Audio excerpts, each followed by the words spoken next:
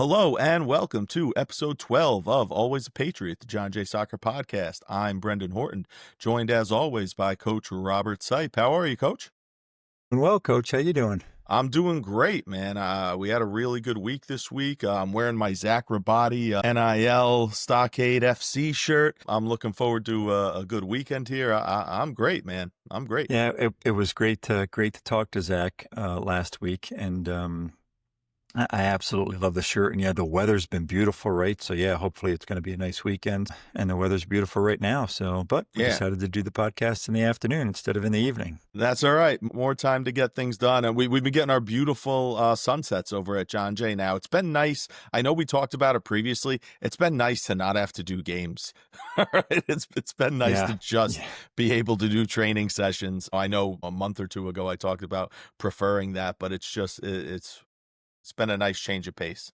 It has, and it's a lot of driving, right, down the Taconic and back. How many summer games did we play? Over 20, right? 25, 25, 27, something like that. Wow. It was a lot. It's a lot. Yeah, that's a lot. But you're right. It is more enjoyable from a coaching standpoint to be able to, put your fingerprints on, exactly what we're doing and run some drills and get the guys running fitness wise and have some more time to talk to the guys as opposed to just the 2 or 3 minutes at halftime that we seem to have in these summer league games because, everything is just a bit rushed. So I'm with you. I definitely enjoy the practices more.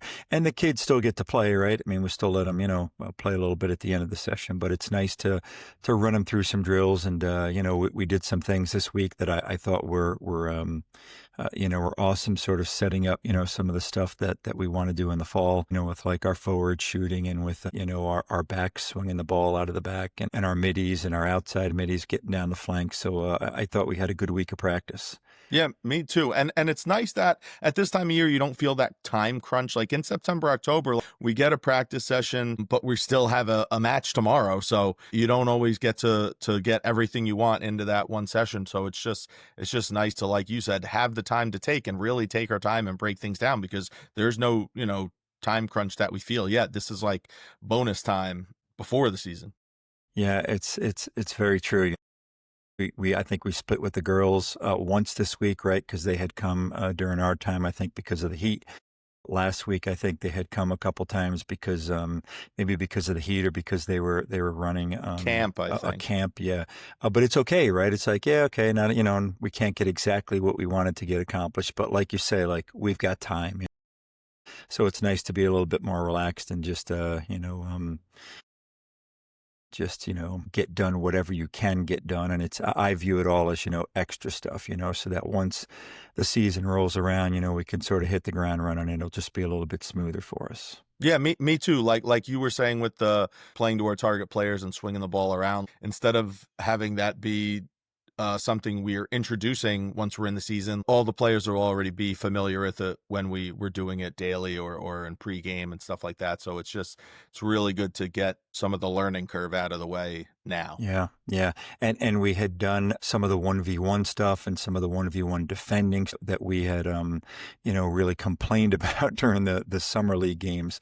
I think we did that last week in practice, just the 1v1 defending. And on Monday night, I don't think you were there Monday night, I had the guys doing some sprinting activities. And one of the things I had them do was to sprint out to the 10-yard line, but stop by the time they get to the 15-yard line. So just trying to mimic, like, oh my God, I've got the ball and I've got no pressure on me. Sprint, and I'm standing on the 15. Sprint out to me as fast as you can, but don't go flying by me at the 15, right? Because a weak player, you're going to run that player over and steal the ball, and maybe the ref calls a foul, maybe he doesn't. But a good player, you go flying, you go sprinting at him for 15 yards. He's easily going by you. So I had him sprint out to 10 yards. And then once they got 5 yards away from me, to slow down and get low and, take smaller steps. And by the time they reached that 15-yard line on the football field, they were stopped. So I just little things like that I feel like are just so helpful, so that when we tell the players, hey, get there quickly, but don't dive in, we're able to incorporate that in a practice in a fitness session, so that's what we love as coaches, right? We love running drills, and we love, showing the players, hey, this is why we're doing it, because it applies to the game. A lot more difficult to do in the summer league, when you have different guys, coming to different games. And like we said, you only have a couple minutes at halftime to talk to them. Yeah, and it feels like that's one of the things that the players struggle with the most, is that we tell them we have to get there on a sprint to pressure the ball. And a lot of times you're stuck with a player either sprinting until they're 4 inches from the ball and just being smoked because they've just overrun, or just slowing down and not getting there fast enough. So you have to find that ability to sprint there, get within 5 yards, and then chop those steps up. I know when I was a young coach, I forget who told it to me. They said that they used the analogy. They said, slow down, get down, stay down, right? Like, so when you get within there, you chop your steps, you slow down a little bit, then you got to get a low center of gravity so you can move. And then what a lot of people forget is to stay there, right? That you can't get stood up straight and be vertical, or be standing up straight. So, yeah, it's awesome that you can take a fitness activity and integrate that into it as well. That's why you're the best. I'm the best. No, I'm not the best. No, it's just definitely fun to do. I think, speaking of fun, I think if you ask the guys what they enjoyed most about this week, it was probably the lights going out, right? We were out there scrimmaging, and all of a sudden, poof, the lights went out and the whole campus got dark. That was kind of cool, but we quickly got the lights back up. But it's just definitely something we weren't expecting right in the middle of our scrimmage, right? I mean, the guys are just out there knocking the ball around and scrimmaging, and all of a sudden, bam, it wasn't even like it goes off slowly. Those lights go off immediately. It's like in your bedroom. I remember, years ago, it would take like 15 minutes for them to warm up and get back on. But now it's like turning on and off the light in this room. Yep. But that was fun. I thought but they had fun with it, right? They did. The night that we were splitting with the girls, and you get to see kids be kids, like when it takes something as simple as the lights going out to really see that you got a bunch of teenagers out there goofing around. Yeah, so true. And I think on Tuesday, I think we had split the guys up. I think I was doing some shooting and crossing with a group, and you were doing some possession stuff with another group. And when I was done with the shooting and crossing, I had sort of turned around. I had sent my guys off for a water break, and I turned around. I was going to send you guys off for a water break too, or just tell you, we're good to go. And I was so impressed, Coach, with how you had those kids playing. I mean, just how quickly they were moving the soccer ball and playing 1-2 touch in a real tight space, right? I mean, I think that was Tuesday night. And that was impressive. That was really impressive. It was, it started off a little bit slow. And again, this is the things that I live for as a coach. It started off not great, and it was tough to watch, but a couple stoppages, couple explanations of our spacing and expectations and things like that. And by the last couple minutes, I was really impressed. It was great. Even guys in there who struggle technically, who again were doing a really nice job. It was a 5v2 with 3 players trying to stop a transition over to the other side, and it was awesome. I lost track of time, and I was so into it that I remember you being like water break, and I was like, are they coming back out? Can we keep going? Right. Because I didn't want to take a break. I that's the stuff that I love. And when it, like I've said in the past, when it works, it's like, wow, this is what I want. This is what I can get, that desired outcome. So it was awesome. It was really, really good. And it's so nice to see that the kids make that progression, right? And again, one of the things we love about coaching is just taking players where they're at and making them better. And I'll tell you, I turned around and I was so impressed at how quickly the guys are playing. It reminds me of when my brother Dave was a senior in high school, and he went on a recruiting trip to Southern Connecticut. Ray Reed was the coach at Southern Connecticut University at the time, and different rules back then for, whether or not you could play in a practice versus not play in a practice, and different recruiting rules. But the rules at the time for Division II, Southern Connecticut was a Division II school. I believe they still are. And they were allowed to practice. You were allowed to practice one time with the Division II team. So my brother went on a recruiting trip, and he brought his stuff, and it was indoors. He told me the story. I wasn't there. And because when he came home, I said, how was it? He said, man, those players are so good. You said you have no idea. You know, my brother was a really good high school player, and you think you're good, but boy, I mean, there are just, so many more levels of soccer out there. And that was his eye-opening experience. And it was good for me to hear too, as a coach. But he said that he went to the practice, and he said, Ray Reid got the guys together and got them out there. Again, it was in the gym, some sort of a similar to what you're doing, like the small possession playing quickly. And he said that the players were playing so quick and so fast. He was like really impressed. And he said that Ray Reid, the coach, was screaming at him. He's like, it's not good enough. It's not fast enough. He was throwing some 4-letter words in there as well. But, my brother was like, not good enough, not fast enough. Like, this is the best soccer I've ever seen in my life. Incredible. That's like me turning around from doing the shooting and the crossing with the guys. I turned around and I was like, oh my God, what is going on? This is the best soccer I've seen our guys play all summer long, just because they were playing so simple and so fast and moving the ball, with quick 1 or 2 touch, and they were moving off the ball too. I mean, the movement off the ball was fantastic. So, as coaches, we just love to see that progression and feel so good about the upcoming season, because not only that we think we have pretty good players, and not only that, that they played well, in this particular activity, but because of their willingness to listen to us and say, okay, maybe I do need to play faster. Because again, my brother thought to himself, like, play faster. What are you talking about? Play better. I mean, this looks fantastic to me, but you don't realize it until somebody shows you a higher level, or until somebody pushes you, to play quicker and to play faster. And if you're open to that, and if you're willing to do that, you will learn and you will get better. And I really feel like we have a good group this year, where the players are just very receptive to whatever they say. They go out there and they try to do it. And kudos to you too, Coach. You did a great job. And I didn't even see it. I had my back turned to you the whole time. It was, thank you. First of all, listen, it's them. I was thinking, as you're saying that, to our first or second session back in June, and trying to do something similar, and it was like a debacle. I don't think they could barely keep the ball in bounds. So just to see the progress that they've made over that period of time is fantastic, which is great. And again, like it was a real mixed bag of players. We had returning varsity players, returning JV players, rising ninth graders, players who have not made teams in the past. So to see them all be able to contribute in a way was really, really great. And I was feeling like a high coming off of there. I loved it. Yeah, me too. I couldn't wait for our next session after that, because that's all it takes, is that to make me feel good. Yep, it was really cool. And I think Wednesday we got rained out, right, with the thunderstorms. Thunderstorms. Yeah, and then we had a good session again on Thursday. But like you were just saying, it starts to creep up on me now, that we have tryouts coming up in a little more than a week. And we'll talk about this more on next week's episode. But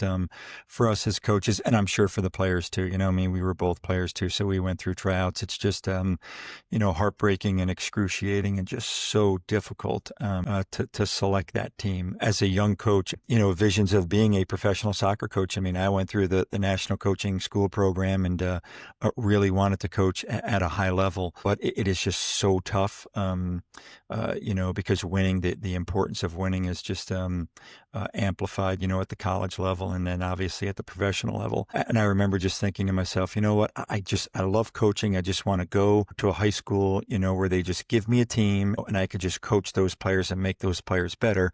But it's not like that either. It's you've got, 100+ kids that sign up for tryouts, and, we pick, 20 some odd on varsity, 20 some odd on JV. And then even after you make those selections, then it's okay. What's our starting lineup going to be like, and who are we going to play? And just trying to find roles for the individual players. And it seems like no player's ever happy, right?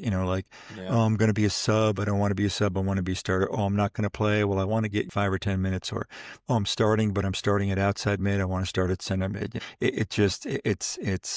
It's so tough as a coach, but But that's why I think we've talked about all season long on these podcasts about how happy we are that our players are so receptive to just listening to us and listening to our ideas and taking our feedback. And I think respecting us as coaches, right? I think, I think it's unfortunately, I hate to say this because I don't want to be negative about John Jay Soccer, but I just feel like, the last bunch of years, players really haven't respected us, and players just thought, you know what, I know better, or my mom and dad know better, or my club coach knows better, and we should do it this way, and we should do it that way. And we talked about how that just destroys a team. But I just feel like the players this year are just very receptive to, I don't know what they're thinking in their head, but I think it's something along the lines of, okay, I don't really necessarily agree with that. I don't necessarily see what you're saying. I think my club coach would say something different. I think my dad would say something different. But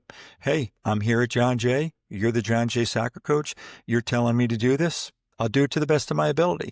And that's all any coach wants from any player, right? I'm sure that their club coaches don't want them saying, you don't know what you're talking about. My high school coach, says this. And I just feel like our guys are just so receptive to anything that we say, and they respect us as coaches, and we certainly respect them as players and pushing them as hard as we can. And it's been fun so far. Unfortunately, starting a week from Monday, we've got to sort of draw that line and say, okay, these are the guys that are going to be on the roster, and then going forward from there, these are the guys that are going to be starting, and these are the guys that we see getting into the rotation. So it's tough, but that's for next week's episode. Yeah, it's going to be really important for us to just get guys to embrace the role, because, and I firmly believe this, and I know you do too, everybody's role is very important on the team and has a ton of value and necessity, right? Like if we take, let's say 22 players, for example, we play 14, 15 in a game, but players 16 to 22 are extremely valuable to the team. They're valuable in providing, ample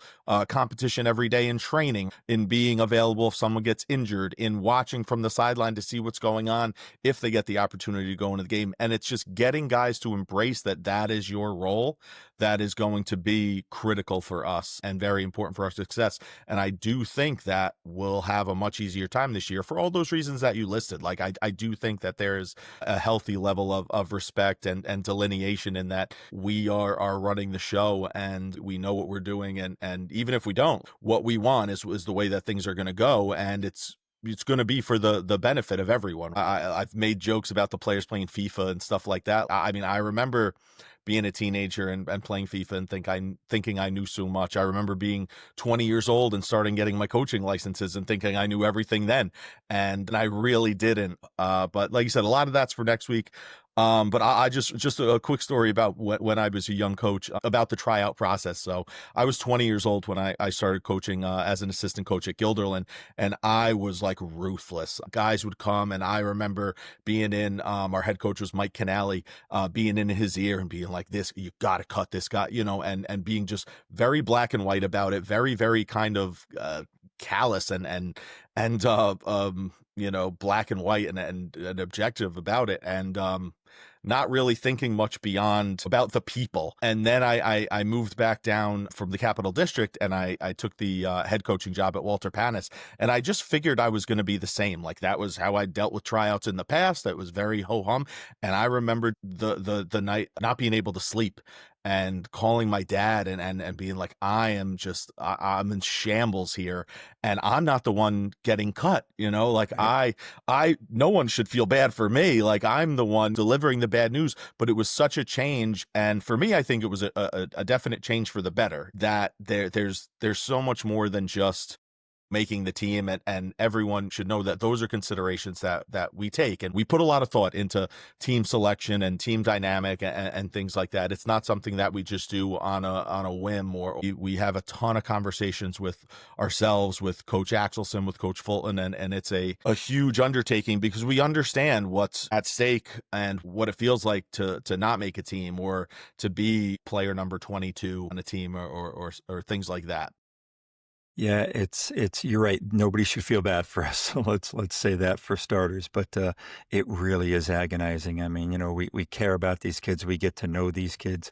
I have some of these kids in class, so you get to know the parents, you get to know the families, especially for me personally, with Austin being a senior this year, he's grown up. Austin's grown up with a lot of these kids and a lot of these players and playing on the same club teams and just knowing these families for years. So it really becomes difficult. But the only way to do it, is just to, just to separate that self, separate the emotion from it, and just try to make the best decision possible for the team and for the group. And in the end, I think people will respect that. People don't have to agree with it, but I do think, like we've talked about with this group, that I think everybody realizes that you and I have the best intentions and that we love John Jay Soccer and we're looking out for the best in John Jay Soccer, and we don't play our favorites or pick our favorites. We play the kids that, we think are the best players to be on the field and to represent the high school and to put them in the best position to help our team be successful, not necessarily for them individually, but for our team.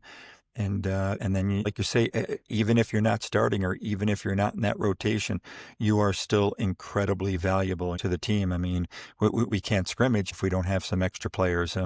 Guys go down, guys get hurt. Sometimes, and we've talked about this as well on earlier podcasts, that just because you're not in that starting lineup for the first scrimmage or for the first game doesn't mean that you're not going to be in there for the last game, and vice versa. Just because you earned a starting spot for the opening match doesn't mean that you're going to keep that through sectionals. And I think you and I were talking last night about a couple of players. We'll keep the names out, but about how much we had learned about them over the course of the summertime. And the one particular play I'm thinking of, we're like, this kid is really, really good. And we did not have him penciled into any sort of a, starting lineup. Not that we have a starting lineup yet, or not that we've selected the team yet, but, you're always thinking as a coach, I think this kid would be good in this spot, and this kid would be good in that spot.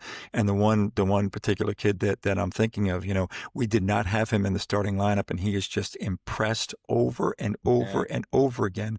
And even last night in practice, he was so good. And we were like, what were we thinking? And now I think, wherever the kid plays, he's in the starting lineup. Yeah, he's good. Because he's just so good. Right? Yeah.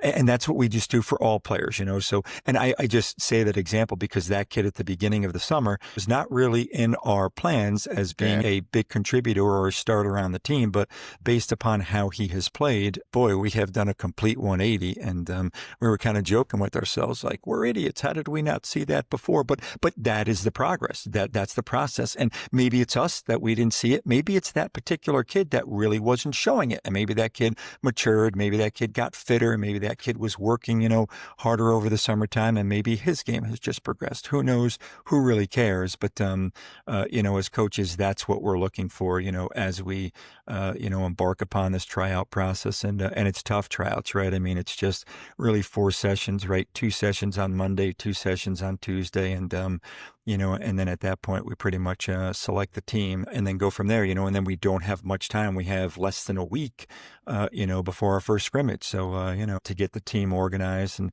to sort of let guys know, where we think they might be playing and what formation we're going to be playing. And it's definitely a tough and stressful time for everyone. Parents too, again, being the parent of 2 boys that have played multiple sports throughout, junior high and high school, and even trying out for travel teams. Boy, it is stressful. So to any parents out there, I feel your stress. I feel your heartache. I feel your pain. I can remember just being in the parking lot of Van Wyck and Landon, trying out for basketball, and just crowds ended at 6:00, and he was going to come out, and I believe he was going to know whether or not he made the team. And I mean, just the stress. And you see one kid come out and he's crying and he gets into a car and a parent pulls away. And then another kid comes out and he's grinning ear to ear, gets in the car and the parents pull away. And you're like, oh, what's going to happen for my son? It's so tough for everyone. Coaches, players, parents. In the moment, it's the biggest thing, God, it's the biggest thing. And I like you said, I feel for the parents, because now that I have a kid myself, to try and put yourself in those shoes are tough. And would love to be able to take 100 players or having more teams for them. Thankfully, there's a lot of different opportunities to play soccer, a lot of different places, even if it's not for John Jay. I know that's not necessarily a consolation that people want to hear, but there's a lot more now than at any time before. So if you love soccer, there's places to play soccer, which is great. Yeah, it's so true. And unfortunately, it comes to an end for everybody, right? Quick little story about my playing career. I came out of high school and I went to Iona and I played on the men's soccer team there and the men's tennis team. And the men's soccer coach just really fit me. He was a skill guy. Remember, I was doing those moves last night, like those Cobra moves. And I had said to you, like, man, when I was a kid, I would do this stuff all the time. And I didn't know, but I just went to Iona and the coach would do that stuff with us in practice. And half the kids are like, what are we doing? But I knew all the moves. Mr. Lotes had really given me a wheel cover tape, prior to going to college. And I just, for whatever reason, really worked on my ball skills. So long story short, I went to Iona and I just fit with the coach. And, I started for that team. And then the second year, I had transferred to Marist. And not because I didn't like Iona, just family situations had changed. And, I had to transfer to Marist. And it was completely the opposite. I mean, that coach was not interested in skills. He was a rough, tough, run, shove it down, your throat kind of a coach, a kick and run sort of a coach. And that just wasn't me as a player, right? So I'm not too sure if he cut me or if he pulled me aside and said, listen, I know you're coming from Iona. I spoke to Coach Gallo at Iona.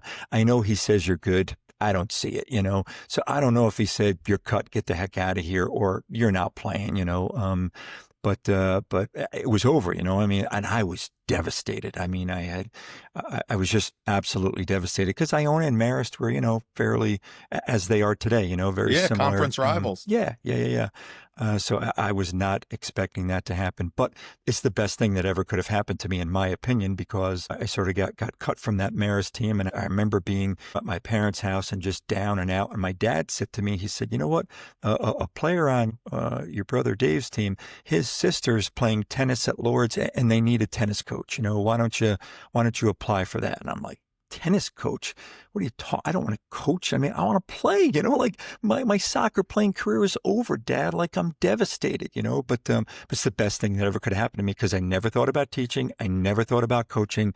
Obviously I needed some money at that point, so long story short, I applied for the job at Lord's as the girls tennis coach and I got it, fell in love with the girls and with coaching. And, the rest is history. I changed my major from business to education. None of that would have happened if I didn't get cut from the Marist soccer team. So yeah, unfortunately, sometimes, when one door closes, another door does open.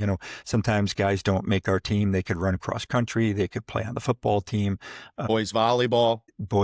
They can get a job, make some money, buy a car, take an SAT class, right, to do well on the SATs. So, Austin's working on that now. That's his big focus, is to try to do well on the SATs, because St. Bonaventure gave him some academic money in addition to his baseball money, but he's trying to up that academic money. And one of the things is do really well your senior year and do really well on the SATs. But yeah, back to tryouts. It's just heartbreaking. I know we said we'll talk about this next episode, but there will still be plenty, I'm tough. sure. Yeah, there'll still be plenty, I'm sure. But to speak to your point, just not to belabor the point, but again, a lot of it comes down to who your coaches are, and you and I and Coach Axe and Coach Fulton are the coaches at John Jay. So it's really about what we value and we think are the most important. And another coach at another school may have a different valuation and may look at a player completely differently from us. But we can't change who we are. That's just the way that we view the game and the way that we view roster constructions and technical ability and stuff like that. If you went to another team's training session, it may look completely different from ours. They may not be playing possession and working here and doing that. They may be hitting free kicks or just running for an hour and a half and trying to go through a brick wall like the coach at Marist, you said. So it's I don't know. It's a very complex dynamic, and we do the very best we can. Yeah, but like you say, you got to be true to yourself, and Yeah. that's the same in life, right? I mean, you're going to Yeah. get a job, and your boss, you're going to get along with someone who's maybe your boss, and maybe you don't get along with somebody else, and relationships and teachers, So yeah, everybody's got their different styles, and us as the coaches, or your bosses, or your teachers. I mean, those are the people in charge, so you kind of got to default and give them what they want, and Mm. didn't make me a bad player. It didn't make me a good player. Just at Iona, I just fit well. And at Marist, I just didn't fit well within their soccer program. And the coach at Marist, Doc Ullman, was a long time great soccer coach. So it's not a reflection on him. I'm not saying, he never should have cut Yeah. me. But it's just, it is what it is, and it's a tough time, those tryouts, definitely a tough time. But getting back to practice, I love the fitness that you did last night Last with night. the team. Yeah. We on Thursday night we ran. Talk to me about that, from end So line to the 5. it was a massive shuttle run, right? So we have the lines on for the football field, and it was a shuttle for every 5-yard amount, starting from the goal line, so to the 5 and back, to the 10 and back, to the 15 and back, and so on and so forth, until you went to the other end zone and back. So it winds up being a good, I think, moderate run, but it's better than just running around a track, because you have some change of direction. I made them really slow down and touch the line with their hands, to really get a full stop and arrival at the line and things like that. But I thought it went really well. I thought it was good. We had some guys look really good in it. Justin Brankamp, my goodness, man, really, really good. And an amazing thing about, I think, the first 6 guys, all right, I had know a what you're going to say, very Coach. one thing in common between, I think, the first 6 finishers, and you'll never believe it, they all ran track in the spring. Yeah. Right? They all ran track with Coach DiVittorio, and it wasn't some big, long run. It was about 1.25 miles, just under 1.25 miles when all is said and done. But with some change of direction and stops and stuff like that. Justin Brankamp and Darren Graveline and Chris Chris Malacone, Michael Malacone and Versace, Michael Justin Versace. Ortiz. Yep. Just these guys who ran track Yeah. are good. It's almost like there's some sort of positive correlation there. It's crazy. So hopefully players see that and hear this, and we can get even more players to do that next year. So their just overall level of fitness is higher, right? If you come in with a higher overall level of fitness, we can tweak whatever fitness needs to be done for soccer much more easily than if you were just unfit in general. When we're just trying to get you to have some wind and some pace and stuff like that. So true. After school, what are you doing from 2:30 to 3:30, right? Even if you've got a job, or you've got club team practice or whatever. I mean, if you're not playing a spring sport, now some of our guys play baseball and lacrosse, and, Yep. or in the wintertime they wrestle or they play basketball. That's Yeah. fine. But if you're not playing a winter or a spring sport, I don't understand why guys don't take advantage of that, because Coach DiVittorio is so good, and he's so understanding and willing to work with you on just making you better at whatever you want to be better at. You want to be better at sprinting. You want to be better with endurance. He's just such a good guy and such a good coach, and so understanding. And it's like you say, it's only going to make our players better. Justin Brankamp finished in first place last night, and I'm embarrassed to say this. You and I are math teachers, but I asked ChatGPT what the distance was that the guys ran, and ChatGPT said about 1.19 miles. So about 1.2 miles, a little under a mile and a quarter. Yeah. And Justin did it, I think, in about 7.5 minutes. Yeah. And that's fantastic for starting, stopping. It's not like, you're running around the track. And that sort of simulates soccer, change of direction. You're going up, you're going back, you're going side to side.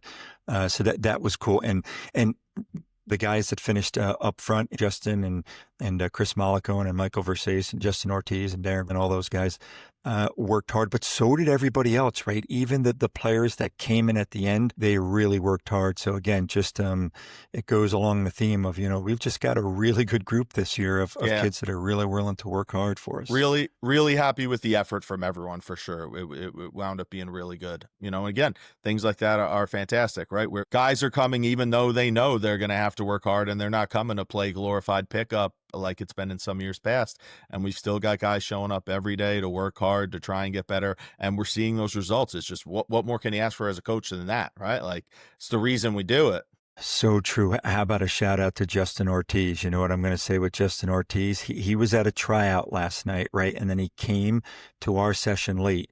and he ran in from being late, and he quickly put on his shoes and he quickly ran out to start the fitness with us, right? He could have slowly saw that we were doing fitness. He could have taken his time. He could have went to the bathroom. He could have tied his shoes a little bit. He busted it just to get out there, and you gave him credit in front of everybody. You were like, Justin, boy, that's a real indication of your character and your willingness to work hard. Coming from a soccer practice to another soccer practice, and you guys are doing fitness. Let me get out there quickly so I could start with everybody else. It was unbelievable. He was one of the top finishers. Yeah.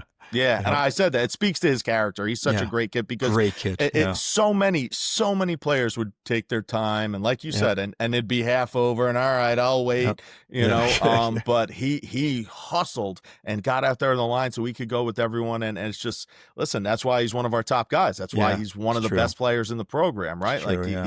It's not just he's got incredible talent and skill on the ball, but he's got a great mentality. He's got a willingness to work and win and to put in the work necessary to achieve the results he wants, right? We have a ton of guys who want to achieve these results, much fewer guys willing to do what it's necessary to achieve those results, but Justin is one of them. He's a great kid and a great soccer player. Yep.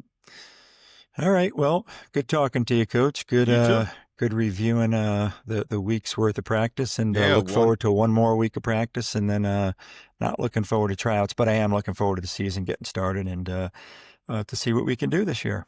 Yeah, it's kind of a yin and a yang, right? Like I really like this, but I really want to get going with just the players on the team so we can prepare for the season. There's we'll enjoy this next week while we can with what we have, and then get through that couple days of tryouts, and then really kick things into gear and start preparing for our first match. Yep. Right. Looking forward to it. All right. Yeah, listen, Family ID. Make sure everybody signs up on Family ID, right? If you're interested in trying out Arbiter Sports, Coach. Arbiter Sports. Yeah. Right. Now it used to be Arbiter Sports. Make sure you are registered, and then after you're registered, make sure that it says approved, right? It'll say approved in green. If you're not approved, you will get an email to whatever email address you registered with. All right. So please, because inevitably that morning of tryouts, there's going to be guys sitting on the bleachers ready, and we're not going to read their name, and they're going to have to go in and talk to the athletic director or whomever else. And it's just something that you want to avoid. You want to be good to go so that Monday morning on the 25th, you're good to go and ready to try out. So make sure that that's the case. Yep, so true. It's not always, I want to say it's often, but it's not necessarily often an updated physical, right? But you have to have almost an updated always. Physical. Yeah, almost always. Always. But then sometimes it's a little things within that, like, you broke your arm during basketball season and you don't have a note yet officially clearing you. Sometimes it's silly. Players will be like, well, I've been playing travel soccer all spring long. You haven't played a school sport yet. You got to be cleared from the school sport. So if players can just get to their doctors and get that updated physical and then upload that updated physical to Arbiter Sports. And then, like you say, they will email you. They're pretty good about emailing you saying, hey, you're approved or you're not approved. And this is why, this is the documentation we need. And it's not a big deal on Monday morning if you're not approved. So sometimes players get really upset, but there's nothing to be upset about because there's always a handful of players that it happens to. But then it becomes a rat race to try to figure out what they need and get a fax from your doctor or go get a quick doctor's appointment so that you can get back and tryout before tryout ends on Tuesday night. So it does become a bit stressful. But the whole tryout process, like we talked about, is stressful. But regardless, looking forward to next week. Looking forward to the season starting and shin guards, that's the other thing. Yeah, make sure you wear shin guards. Yeah. All right. Yeah. And not just shin guards, right? According to Section 1, the little baby shin guards are not going to be accepted in the fall. So get yourself a real pair of shin guards, age so that appropriate, you're size able to play. Is right? What they're saying. I was telling the guys last night. I said, listen, if there's a game and the referee says that those are not appropriate shin guards, don't think I'm going to go advocate for you to the referee. I don't No, I'm going to say, they know. I told them they needed shin guards. They don't have them. Like, all right, you can't play. That's not, it's not my problem. I've said it 1,000 times. Go get shin guards that aren't an inch and a half long. Right. That protect your shins. Yeah. Yeah. So hopefully players are in the process of doing that now, because I don't know if it's it must be everyone. I know it's for us, 90% of the guys were these tiny little things. If it was only us, it wouldn't be a whole Section 1 issue. It's got to be across the board. But it's definitely something that's happened recently. Like, our guys come to practice with no shin guards. I don't understand, like, what happened the last 5 or 6 years in general with youth soccer. I don't think it's just a John Jay thing. I think they see the professionals training like that, right? Like, the professionals don't wear shin guards at training, and they're trying to emulate them in every way possible. That's not smart for them to do either, right? No, no, it's not. Put right? the shin guards no, on. It's not. That'd be like football players going out there and not playing with the helmet. Like, it doesn't make sense. I mean, if you're doing non-contact stuff, okay, I get it. Right. There's things you're allowed to do without your shoulder pads and helmet. Right. There's things you're allowed to do without your shin guards. You can come and run. And warm up. You can come and warm up and run. All right. But anything that we're gonna have that's live, like possession or a scrimmage, like, you just can't have it. I was explaining to one of our returning players, if you get hurt, they're not going to look and be like, that coach is stupid for not making the players do that, right? It's going to be some sort of disobedient thing by you. It's not going to be fingers pointing at you and I being like, look how irresponsible those guys are, you know? So. All right. Enjoy the rest of the weekend, Coach. And you too. I will see you on Monday. All right, everybody. We'll see you next week. Thank you so much for tuning in, and take care. Take care. Bye.